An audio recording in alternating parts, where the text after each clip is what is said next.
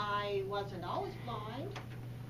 I grew up in Rutland in the late 50s and 1960s. I went to UVM, not with any real major or purpose in mind. I was an English Lit major and had some vague idea that I wanted to work around books or writing of some kind. And after I graduated from college, I went into my local newspaper, which was the Rutland Herald, looking for a job. Went up to the city editor and asked if he needed any reporters, if he needed any help. Well, he just gave me the brush off. No, we don't need anyone. You know, he didn't even look at me. It was complete brush off. And so being kind of shy and retiring, I just started walking out of the newsroom. And someone, and to this day, I still don't know who it was, yelled out to me, "Why don't you try sports? They're always looking for people." Well, that idea never occurred to me. You know, I played sports in high school, and you know, I was pretty athletic and skied and so forth. And but this was 1980. You know, sports, covering sports, that was something guys did. But I decided to try it, and the next day I went into the sports office. It was pretty intimidating, but they did need people and hired me on, and I spent the summer covering baseball games, which actually turned out to be a lot of fun. And when I looked over on the news desk where I wanted to work, they were covering school board meetings, city budget, a new fire truck, and of course, the unending sewer war between Rutland Town and Rutland City. So actually covering baseball, it was a pretty fun way to spend the summer. But it still seemed like a summer job to me. It was not what I wanted to do. Well, one thing, as they say, stuff happens. And there was a strike at the newspaper, and because I was working in sports, I got channeled into sports and hired on full-time as a sports reporter. And within a couple of weeks, I was promoted to sports editor. The editor had some sort of breakdown or something, and I was made sports editor of the second largest daily newspaper in Vermont. And sports turned out to be a fantastic detour. I had an interest in skiing, and as we all know, skiing is one sport Vermonters do better than anyone else in the world. And the newspaper really supported my interest, and they actually sent me all over the world to cover skiing. I covered the 1984 Winter Olympics in Sarajevo, in Yugoslavia, which today is Bosnia. I went out west many times, all over New England, Canada. I covered the big ski show in Las Vegas, Argentina. So it turned out to be a fantastic detour, except for one little thing.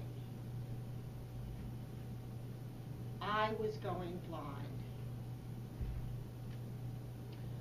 I had an eye disease since I was a kid, but it really didn't impact me. I had some early surgery, and the disease was controlled with medication and eye drops and so forth. I was nearsighted, but that was controlled with glasses and contact lenses, so it really didn't impact me at all growing up. But then right around 1980, right around the same time I started work at the Herald, the eye disease that I had just got out of control. The medication was no longer effective, and I just started losing my eyesight very rapidly. Very, very fast.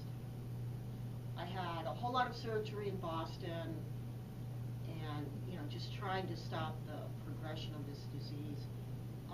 Nothing seemed to work, and I just kept losing my sight very, very fast, to the point where I finally had to stop and make some changes, some life changes. I could no longer drive, number one, and living in Vermont and not being able to drive is very difficult, especially back in the 1980s. Today, at least, we have a little bit of public transportation, but back then it was very, very difficult. I had to find a different kind of work. I didn't know what, but I had to find something else. And so it was a very dark time. I got very isolated, had no idea what I was going to do, how I was going to do it. I spent over a year, depressed, isolated, very dark time. But then I had a revelation. I'll go to graduate school. I'll finish my master's degree. I had started a master's at Syracuse, but never finished it. And I thought, okay, well, that's what I'll do. I'll go back to graduate school, I'll finish my master's, I'll transfer credits, I'll go to Boston, my eye doctors are down there, has public transportation, I know the city, more job opportunities, I'll be able to network in grad school, I'll work my way back in the workforce. So that's what I did. I moved to Boston in January 1988. I was going to start at BU that semester. And I moved on a Sunday. So the first day, I woke up and there was no heat in our apartment. I moved in with a couple of women. They were advertising for a roommate. So I moved in with them. And the first day, no heat. There had been a cold snap, much like tonight. And all of the pipes had frozen. So no heat. The second day, I woke up with a bad cold. Probably, from being in the apartment with no heat. The third day, I woke up and the bank where I'd opened my account had lost my money. Well, wait a minute. They didn't lose it, they told me. They just messed up the paperwork. But anyways, I would not be able to access my account until they straightened out the paperwork. Okay, so the fourth day, I'm on the subway, and my wallet was stolen. All my money that I did have, the cash, credit cards, all of my identification gone. Okay, so day one, no heat. Day two, bad cold. Day three, bank loses money. Day four, wallet stolen. Finally, it was Friday. Thank goodness it was Friday. And I had a job interview. I had to take a subway and a bus to get to the interview. It was in Watertown. So I'm in the subway station.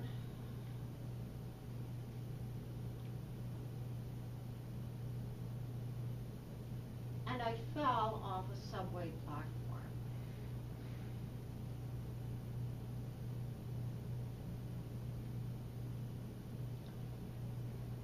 Somehow I made it back to my apartment.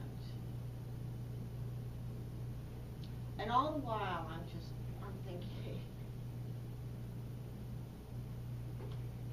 I can't do this. I can't live here. I can't be blind. It's too hard for me. just can't do this. I got back to my apartment. I picked up the phone and I called my job interview and rescheduled for Monday. I got the job, and I spent the next 17 years in Boston. I finished my master's degree. I got some great jobs. I bought 2 homes on Beacon Hill. In 1999, I traveled to Russia and adopted a 2-year-old baby girl. And the turning point for me was meeting other blind people. When I had lost my sight, I had never met a blind person. I had no mentors, no role models. I had no idea what blind people could do, how they did it, how they lived, nothing. And that's one of the ideas I want to leave with you today. One idea that I want to leave is, first of all, don't be afraid to take a detour. Don't be afraid to try something a little different. Maybe it's not exactly what you were aiming for. You know, sports, that was not what I was aiming for, but it turned out to be a fantastic detour. I would not give up those 6 years at the Rutland Herald for anything. The job interview that I was going to in Boston was at a high-tech newspaper. My master's was going to be in healthcare journalism. And healthcare is so high-tech. I just thought, oh, this is going to be perfect. This will be the perfect job for me. Well, it turned out the job wasn't at the high-tech newspaper. It was at the sister publication, which was a commercial real estate magazine. And I'm sitting there thinking, well, what do I know about commercial real estate? Well, I took the job, and it turned out to be great. It was the late 1980s, right at the height of Boston's building boom downtown, all of the high-rises going up downtown. Everybody was in real estate. Politicians, developers, architects, women, engineers. I met so many people, Bob Crack, all sorts of people were in real estate. It was great. When I got my master's in healthcare journalism, I'm interviewing for a job at a nonprofit healthcare organization. Really wanted to work there. They were doing great work. Well, it turned out the job was mainly in development. It was mainly grant writing. There were some newsletters and annual reports and stuff that I was more familiar with. But grant writing? You know, I didn't know about grant writing. Well, I took the job, and it turned out to be the best job I've ever had. I spent 9 years there. So don't be afraid to try something, maybe a little bit out of your comfort zone. Don't be afraid to take a detour. The second idea that I want to leave with you today is keep up those connections. You know, the turning point for me was meeting other blind people, meeting other people in general. Everybody needs help. I don't care if you're sighted, blind, who you are, everybody needs help. We all need each other. Keep up those connections, family, friends, church, groups like this. We all need each other. Don't be afraid to ask for help. The title of my book is In and Out of Darkness, Losing Vision